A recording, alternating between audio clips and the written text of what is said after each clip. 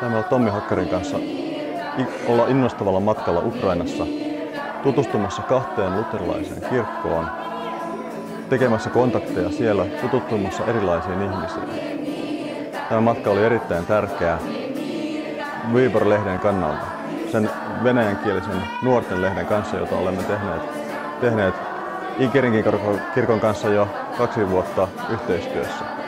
Nyt tämän avautuneiden yhteistyökuvioiden kautta voimme vahvistaa lehteä ja levittää paremmin myös Ukrainassa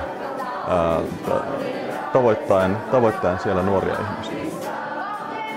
Mun nimi on Tommi Hakkari ja mä oon ollut täällä Jauhisen Pekan kanssa täällä Ukrainassa tekemässä medialähetystyötä.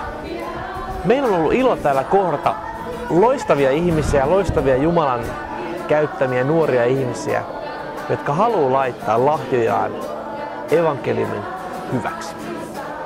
Kerrassa jotenkin tuntui, me tultiin eilen tänne Odessaan ja mulla oli semmoinen olo, me kohdattiin Oleg ja Olga, että me ollaan tunnettu heitä oikeasti pitkään. Ja mun mielestä se kertoo siitä, että meillä on sama Herra, meillä on sama yhteinen tehtävä. Me löydettiin yhteys mun mielestä tosi nopeasti. Ukrainassa on valtavasti ihmisiä, valtavasti nuoria ja täällä on kristillistä mediaa erittäin vähän. Ja erityisesti näillä luterilaisilla kirkoilla, niillä ei oikeastaan minkäänlaista kristillistä mediaa, ainakaan nuorille suunnattuna. Mä oon erittäin innoissani siitä, että me saadaan olla aloittamassa jotakin uutta. Иисус Христос пришел к нам, верующим людям. Иисус Христос пришел в этот мир для того, чтобы дать нам послание примирения, для того, чтобы сделать нас послами примирения. При Его рождении уже ангелы пели и на земле мир. Мир, Бог своим рождением принес нам мир. Тот мир, который никто у нас не может отнять. Äskeinen puhuja oli Oleg Shevchenko, jonka kanssa saimme viettää kokonaiset 4 päivää Ukrainassa, lähinnä Odessan ympäristössä. Hän opettaa paikallisessa seminaarissa käytännöllistä teologiaa ja hänen kanssaan teimme taustalla näkyvien videoiden kaltaisia opetusvideoita nettiä varten. Ja hän on innokas tekemään tällaisia videoita itse. Hän on myös valmis tekemään monella tavalla työtä lehden eteen, että se leviäisi Ukrainassa ja myöskin sisällöllisesti vahvistuisi.